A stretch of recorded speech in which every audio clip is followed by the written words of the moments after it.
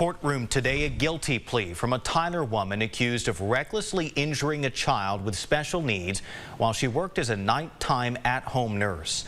As KLTV7's Christine Guevara reports, 36-year-old Jessica Fowler was sentenced to a year of probation. And Ms. Fowler, to the allegations made against you in this indictment as amended, how do you plead? Are you pleading guilty because you are actually guilty? 36-year-old Jessica Fowler was arrested in March 2022 for causing injury to a young child. Fowler was a registered nurse at the time and provided care for the child with special needs. According to the arrest affidavit, the mother of the young girl discovered an injury to her right arm. The mother went through videos captured by a camera that was in the child's room.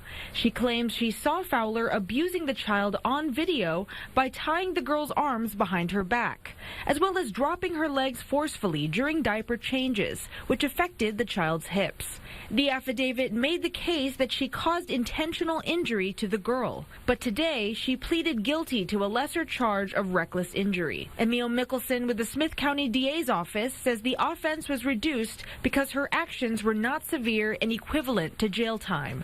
In Judge Jackson's court, Fowler was sentenced to 1 year of probation. Christine Guevara, KLTV 7 News.